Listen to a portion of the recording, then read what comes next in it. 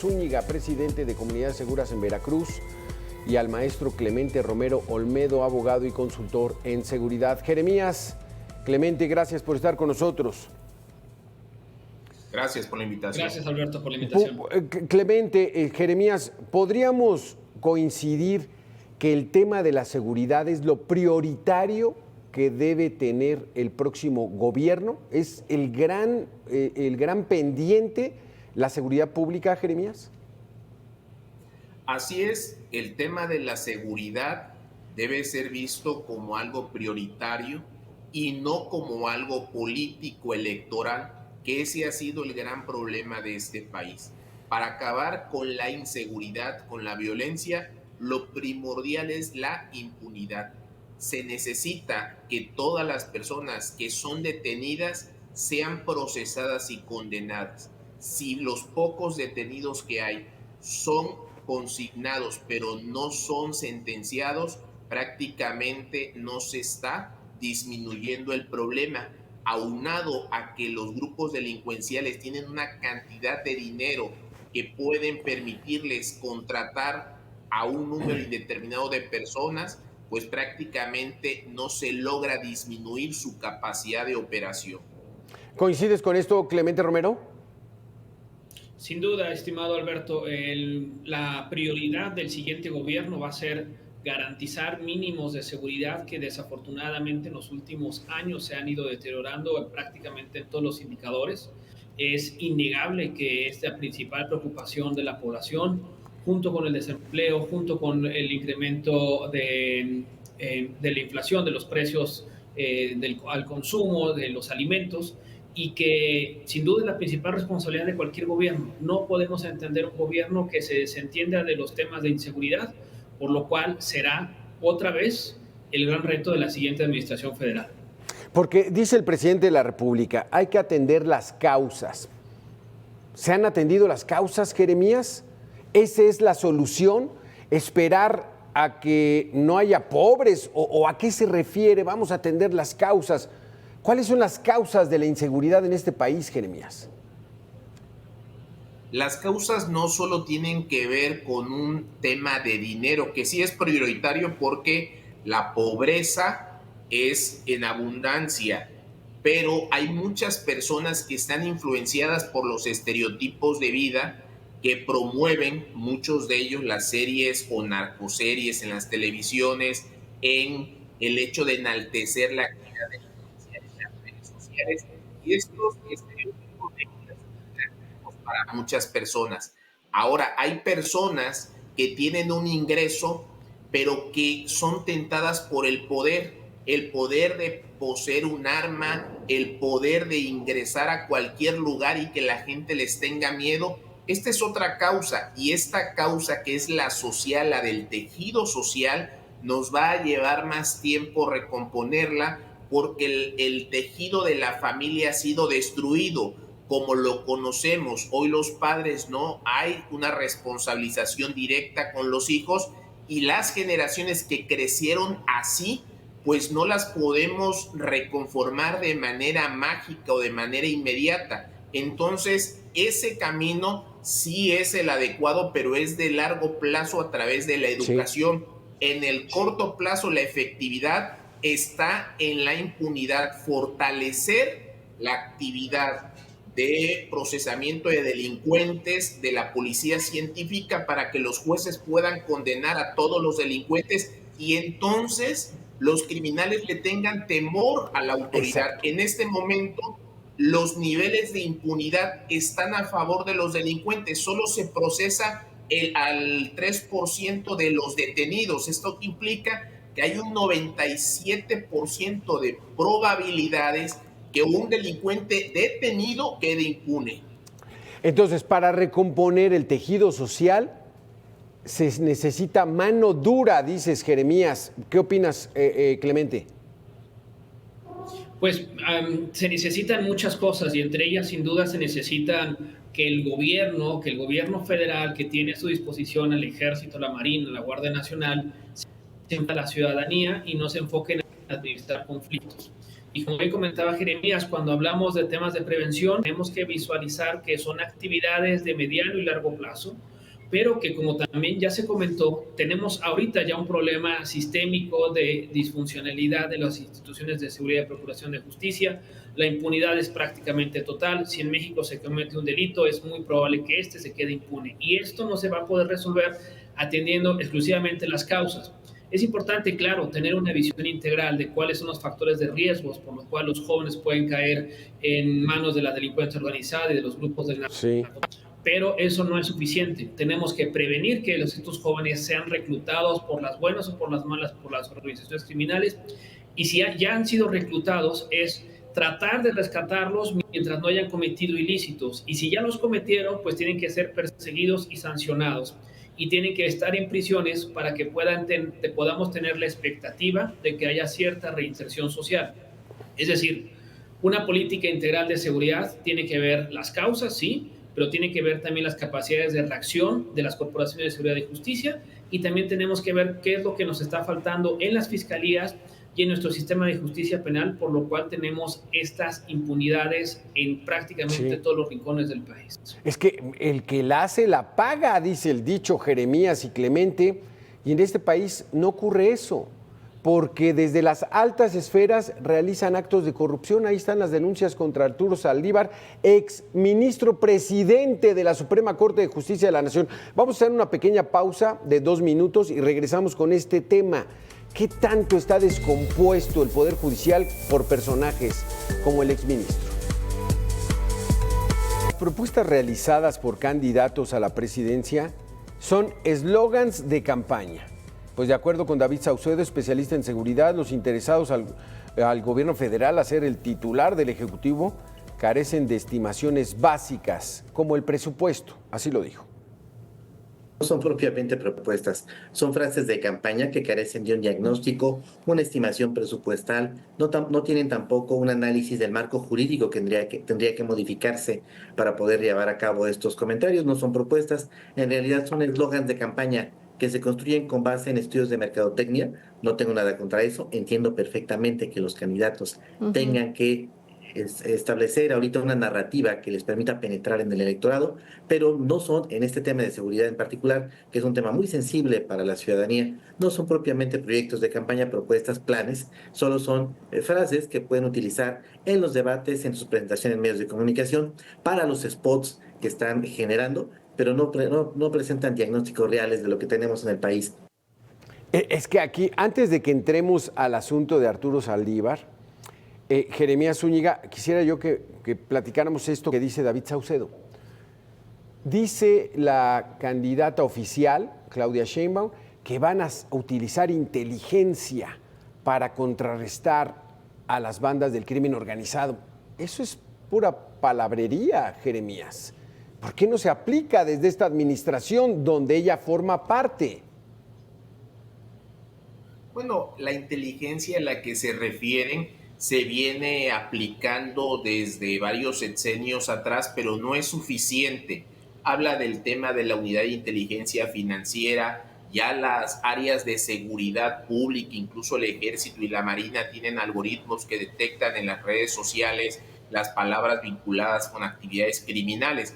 Esta inteligencia ya se aplica, pero no es suficiente, porque probablemente muchas personas conozcan y sepan quiénes se dedican a alguna actividad ilícita. Probablemente muchos policías municipales y estatales ubican quienes hacen actividades delincuenciales, pero si las fiscalías no integran carpetas de investigación sólidas, con pruebas científicas que le puedan turnar a un juez, pues prácticamente de nada sirve saber quiénes son si no se hace nada. Y en ese sentido, pues la inteligencia de la que hablan todos, pues sí, es únicamente, como bien lo decía el especialista, un tema de marketing electoral, que es lo que he venido señalando durante mucho tiempo. Durante todos los procesos electorales utilizan la inseguridad y la violencia como una estrategia de campaña electoral, porque al ser la primera preocupación de los ciudadanos, pues tratan de matizar la realidad. Y esto ha sido así por lo menos en los últimos 24 años. ¿Cómo ves este asunto, Clemente Romero? ¿Se ha utilizado la inteligencia o ha sido reactivo este gobierno? Cuando ocurre una masacre, entonces van a mandar 800 elementos. ¿Cómo ves? La inteligencia se ha utilizado, pero se ha utilizado más en otros sexenios. Recordemos la cantidad de cabecillas criminales que se fueron deteniendo o abatiendo durante los sexenios del presidente Calderón y Peña. Y sin duda hubo una estrategia muy bien orquestada respecto a que el ejército o el Estado mexicano, y particularmente a sus instituciones, eran las responsables de la violencia. Sin embargo, ya vimos que los responsables primarios de la violencia en el país son las organizaciones criminales que, con la capacidad de fuego que tienen en todos los rincones del país, han impuesto su ley. Es claro que se ha aumentado el número de homicidios, es claro que se ha aumentado el número de desaparecidos y es claro que se ha aumentado la percepción de inseguridad prácticamente en todos los rincones de México. A nivel internacional se puede ver de manera clara cómo no se recomienda viajar a México prácticamente a ningún rincón del país, y salvo 2 estados que son relativamente seguros para ojos de los mercados internacionales, que es Yucatán y Campeche, ya vemos qué es lo que está pasando inclusive ahorita en Campeche, en problemas de gobernabilidad y problemas con los policías locales. Así que, claro, la inteligencia es indispensable. Desafortunadamente pareciera que en este sexenio no se ha aplicado porque los instrumentos ahí están, los recursos humanos existen, pero lo que no ha existido en esta administración ha sido la voluntad política para enfrentar las organizaciones criminales y así proteger a la población. Recordemos que no podemos seguir romantizando este concepto de que el criminal es criminal porque no tuvo otras opciones de vida. Millones de personas que nos están escuchando o miles que nos escuchan en este momento trabajan cotidianamente de manera honrada para ganar el sustento de su familia. Así que no podemos decir que es la pobreza o la marginación el factor por el cual estamos en esta situación de violencia. Al contrario, las personas que realizan actividades violentas y los grupos criminales tienen vínculos tanto a nivel nacional como internacional con actores políticos y económicos que les ayudan tanto a protegerlos de presuntas investigaciones como a ayudarlos a lavar dinero. Y sin duda que se hable de fortalecer la UIF es algo muy bueno por parte de los 3 candidatos, pero sin duda hay algo muy importante que se debe resolver antes. ¿Qué se va a hacer con la participación del ejército en materia de seguridad? ¿Se va a reformar la Guardia Nacional o se va a crear una nueva institución netamente civil como policía? Porque la Guardia Nacional tiene un problema de origen que no se va a resolver porque se visualizó y se ha desarrollado como una extensión más del ejército. Y ya hemos visto que no ha sido un instituto ni una institución capaz ni eficiente para atender los problemas policiales que enfrenta el país. El número de personas que la Guardia Nacional detiene es ínfimo comparado con la cantidad de personas que detenía la Policía Federal. Y la Policía Federal, recordemos, nunca llegó a 40,000 efectivos. Así que no es un problema de tener más gente armada en las calles, sino es un problema de aprovechar los recursos humanos y materiales disponibles, pero sin olvidar la voluntad política indispensable para enfrentar las organizaciones criminales. Más allá de la retórica, más allá del discurso político, de los eslogans de campaña, Jeremías, el ejército va a tener que seguir porque las bandas criminales tienen en jaque al Estado mexicano. Desde luego, el ejército y la marina tendrán que seguir en las calles porque los estados no tienen policías. De los poco más de 2,000 municipios que hay en el país, más de 900 no tienen un solo policía de acuerdo al Secretariado Ejecutivo.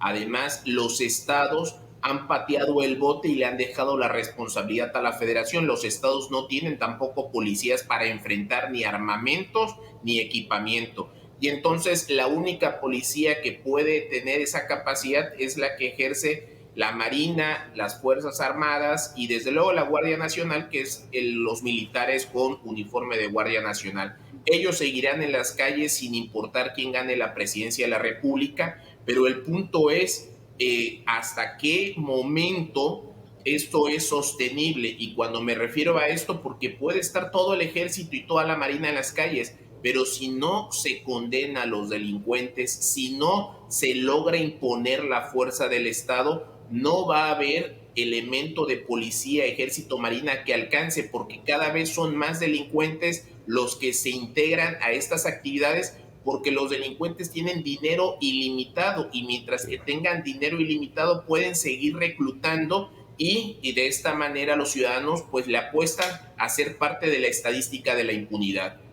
¡Qué barbaridad! Porque entonces tal parece que el rompecabezas está absolutamente destrozado, Jeremías Clemente. Vamos a hablar del Poder Judicial de Arturo Saldívar después de la pausa de 2 minutos. Descubre México. Desde la principal esfera de justicia del país viene la descomposición. Pues ¿qué se espera para lo demás, Clemente? Pues mira, sin duda la denuncia que se ha hecho pública hace un par de días es inédita en la historia de México e inédita en la historia del Poder Judicial.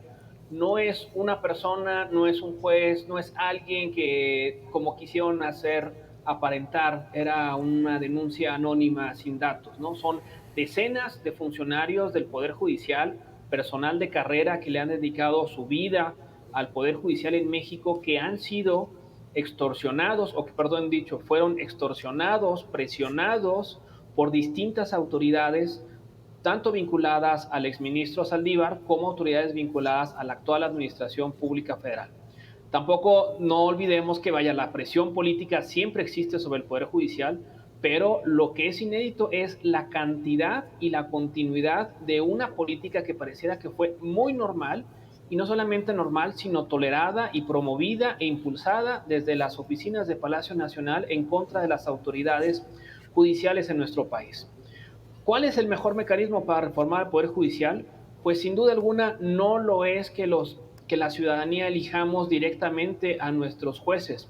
El sistema de control sobre el Poder Judicial recae sobre otras medidas que justifican cómo poder vigilarlo. Es decir, es como si le preguntara a la ciudadanía que vamos a elegir a nuestros médicos a través de voto directo. No, vamos a elegir a nuestros médicos de acuerdo al área de especialización y la experiencia que nos puedan decir otros usuarios.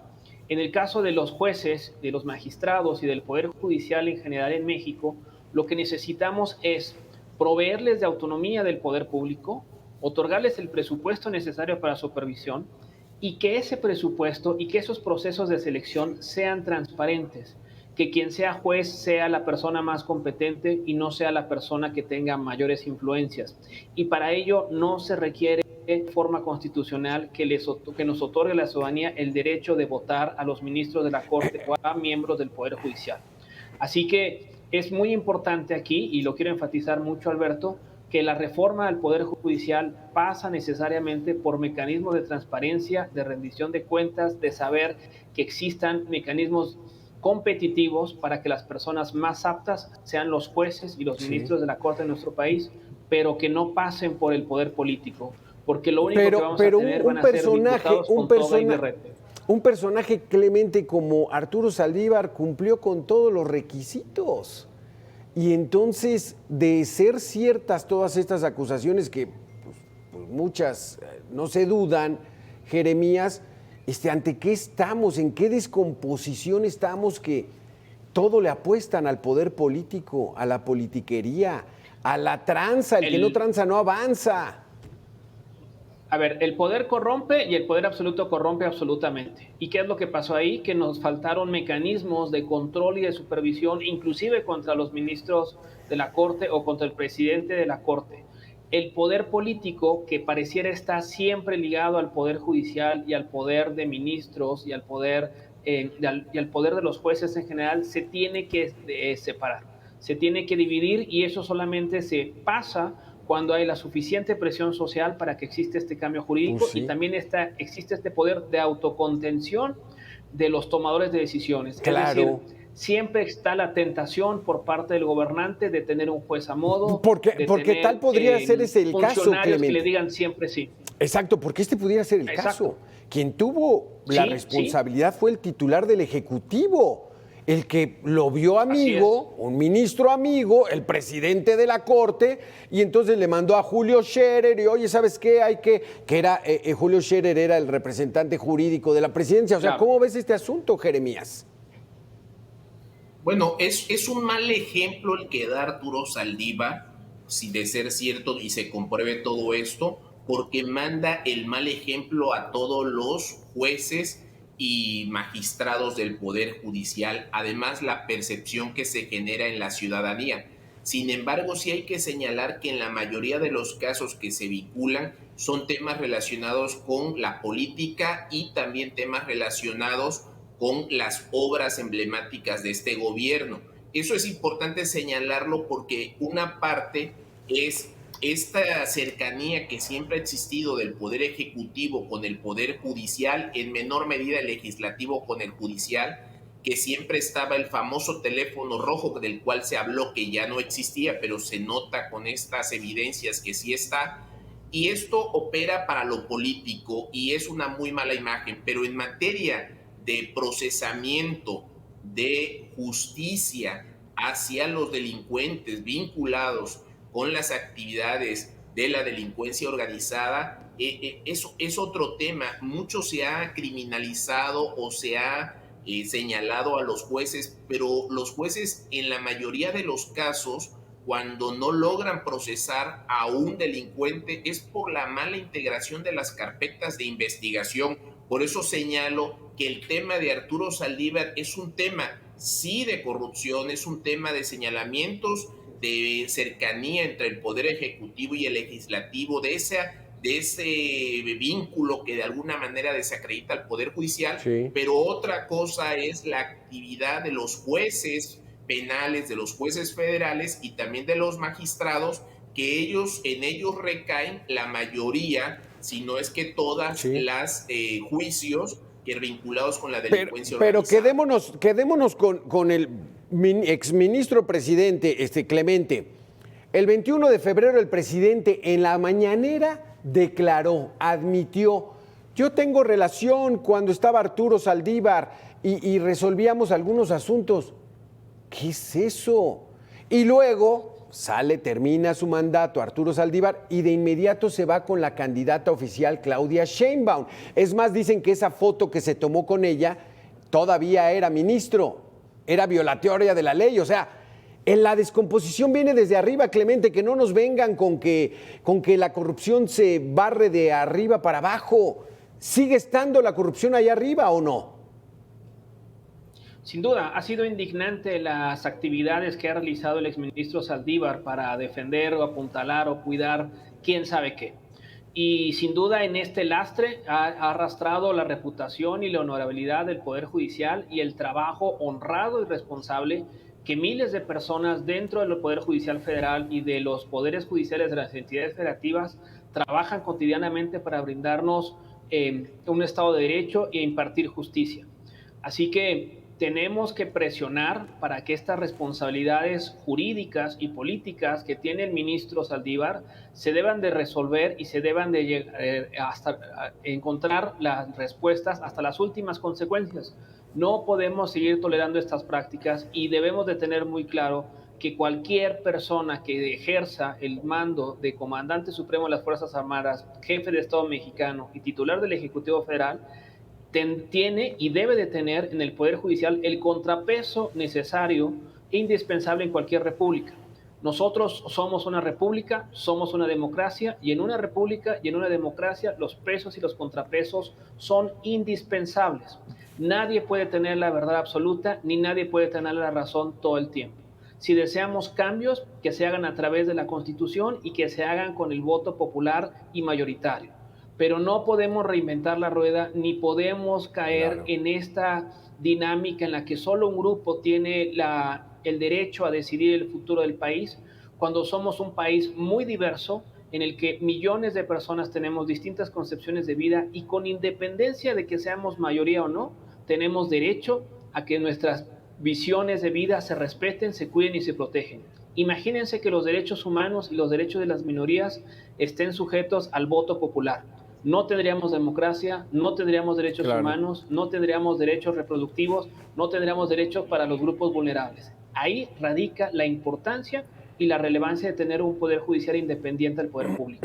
Porque de lo contrario vamos a tener un país más autoritario, más pobre y más violento. Loreto Ortiz, Yasmín Esquivel, Lenia Batres, el exministro Arturo Saldívar, ligadísimos al Poder Ejecutivo. Eso no puede ocurrir en un país que pretenda caminar por el sendero de la democracia.